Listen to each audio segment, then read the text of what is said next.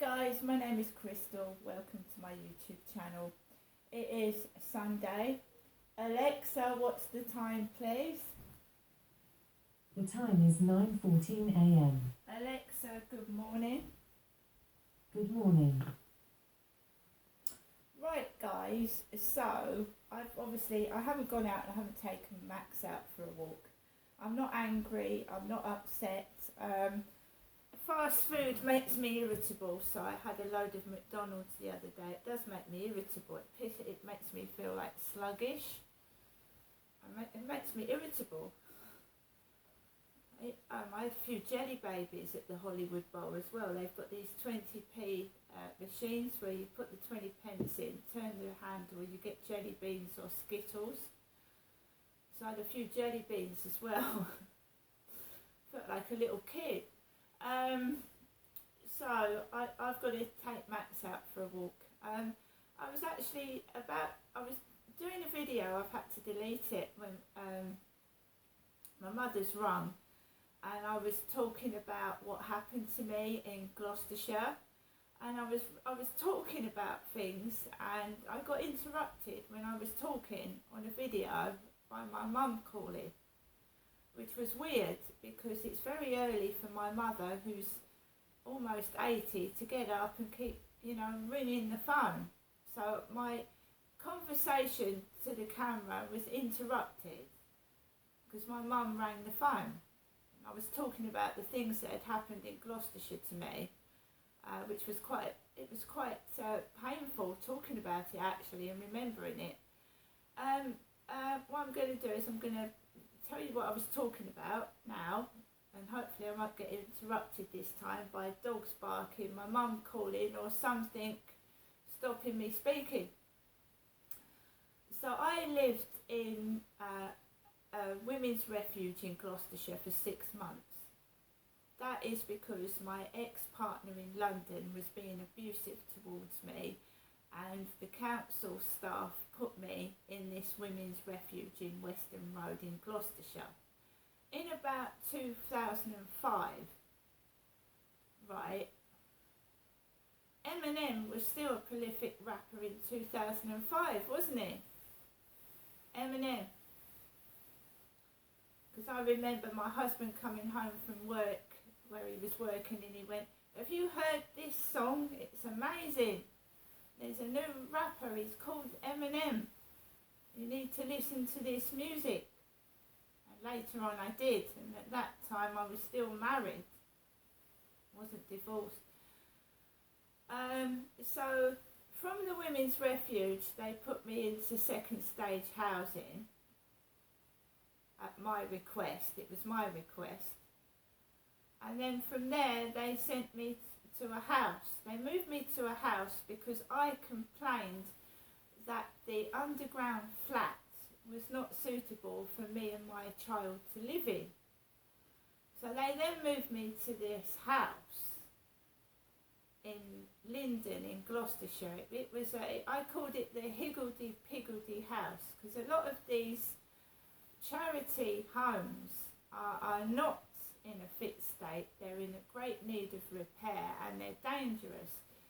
So when women go into refuges, a lot of these places are not properly looked after because they can't afford to look after them. So the house I was in a disgusting state of repair. It had mould, it wasn't straight, it was slanted upstairs. The beds used to roll across the room, and I had to push the bed up using yellow pages so that I didn't slide across the bedroom in the middle of the night. It was an awful house. It was a crooked house. It had holes in the walls and the ceiling, and I was lied to by the landlords or the people in charge of looking after myself. Again, prolific liars. "We've spent £3,000 renovating this house. What are you complaining about?" Well, stick in plastic tiling, plastic, not real ceramics. Stick in mock effect wood, which looks like real wood, but in fact it is sticky like plastic, pretending to be wood, is not spending £3,000. So I was lied to and I was conned. Now my ex-husband shortened my name Genestra to Jenny, because my real name is Genestra. I changed it to Crystal in 2009. So my ex-husband shortened my name to Jenny, which is obviously my mother's name. My mother's name is Jennifer, and my dad, Derek, used to call my mother Jenny. So I hope you get the drift of what's been going on for the past 15 years. My name is not Jenny. My mother Jennifer's name is Jenny. So my ex-husband shortened Genestra to Jenny, so he kept calling me Jenny. So when I left my ex-husband of my own accord. I left him, and basically I was put in to a women's refuge after I fled a partner in London. Then they put me into a second stage housing flat. Then they moved me into a house. This house was not fit for a child to live in again, and I did keep going on and on and on, and I used to get punished for complaining. Like they wouldn't come out, they wouldn't do repair jobs, all that sort of thing. So that's what I was talking about before my mother answered the phone. Now, when I used to leave Stanley Road, it was called Stanley Road in Gloucestershire, in Linden, I would sometimes take the number 9 bus into Gloucestershire town centre, and I would do a bit of shopping or just take my baby out in the pram to maybe Wilkinson to get him some nappies and some milk. I felt what's going on here was going on there, and it would either be my ex-husband ringing me, where are you, where are you going, can you do this, or again my mother Jennifer, what are you doing, where are you going, have a good day, and it was going on there. Now, the people at the Women's Refuge were calling me Jenny.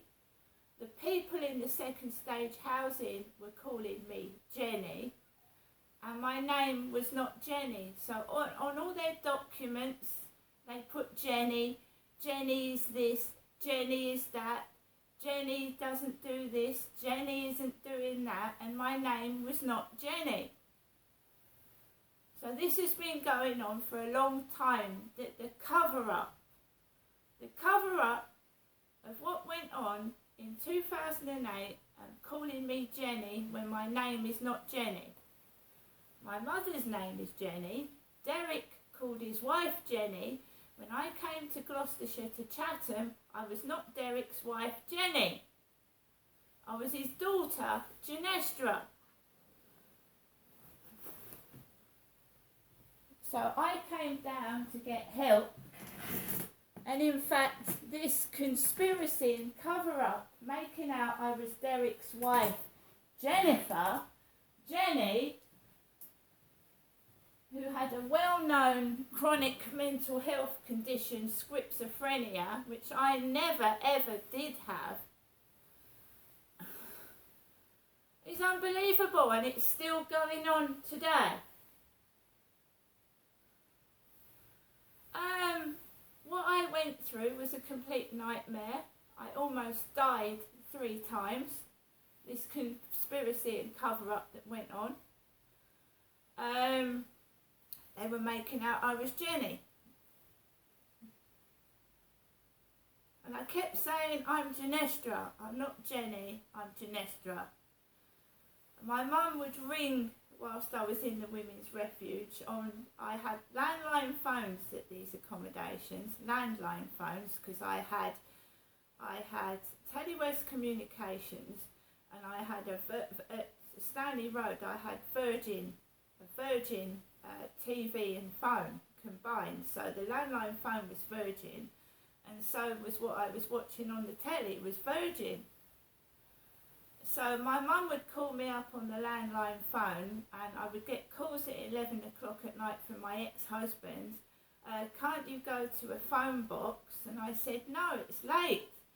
I can't go to phone boxes in the dark with a small child. There was a lot of shit that went on, and I was terrified. I used to live with like chairs and cupboards stacked against my front door because I was scared to go outside, because my mother would ring up and she would say these most terrifying things to me. She would say, are you sure all the doors and windows are locked, Ginestra? Someone could break in, Ginestra. And I would have to stack chairs and tables up against the front door because my mother was terrifying me. On one occasion, she rang up the phone and she said, Ginestra, don't worry if you get kidnapped. You can survive on 3 drops of water. And I thought, well, why did you say that? What actually prompted you to say that to me? And of course, you don't want to go outside, do you? You think someone's going to kidnap you. Now, she's still doing it now, terrifying me over the phone and when I go round there. And I just want to know what for. What's the reason? What's the reason for it? Do you know what I mean? What is the reason for doing that? Because she's still doing it now. I'm 55 years of age. I've got every right to walk outside and walk my dog and have my freedom. So what is this bollocks that's been going on for 15 years? Why can't I leave my flat? There's nothing wrong with what I look like. There's nothing wrong with me. So why are people still fucking doing it? It's not only getting on my nerves, it's making me feel ill. I feel I can't leave my flat without some kind of trouble.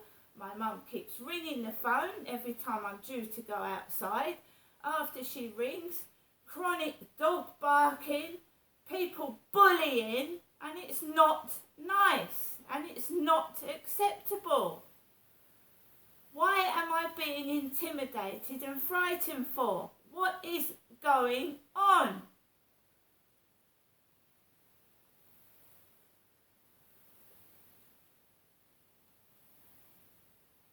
It's 15 years since 2008. 15 years! Hell of a long time. Stop it! Either admit what you're all fucking doing or stop it. Leave me alone. I'm sick of it. Stop intimidating me. If you've got a problem, tell me about it.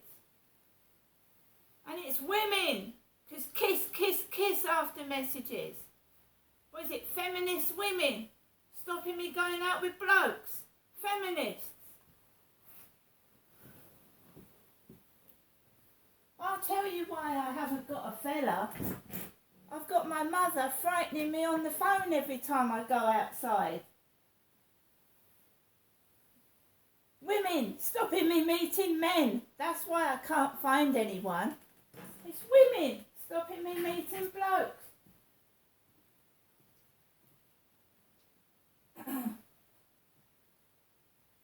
Now guys, right, she's phoned again. She's got me all wound up and anxious, my mother, for no reason whatsoever.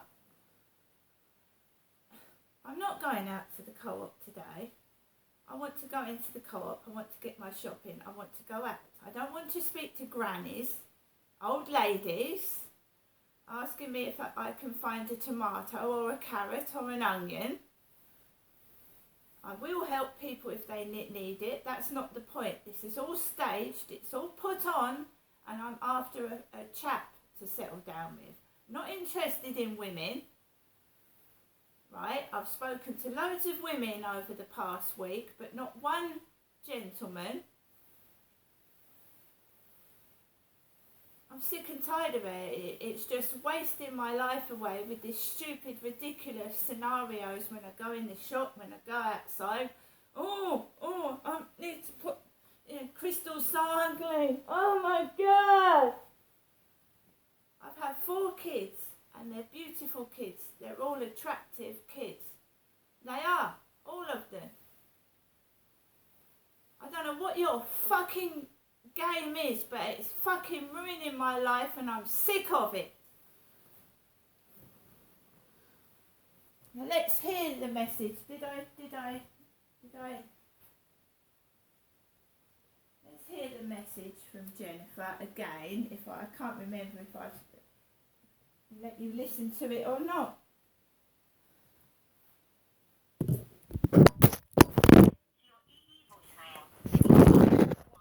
New message and 2 saved messages. First, new message. Received today at 9:04 a.m.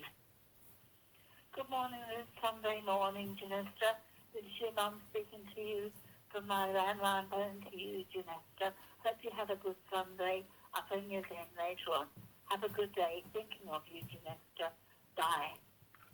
Now we have a Waitrose van. A Waitrose van? Do you remember that I got sent a message by a man with big ears?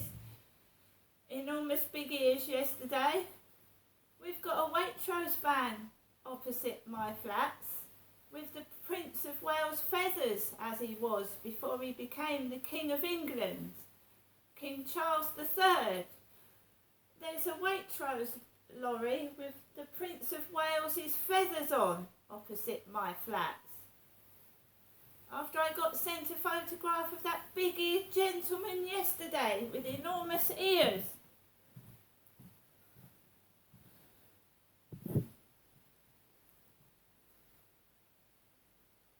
You can't keep hanging around for something that's never going to materialise. You keep hanging around for Mr. Invisible. And guys, what are they saving me for? The abominable snowman? What is going on?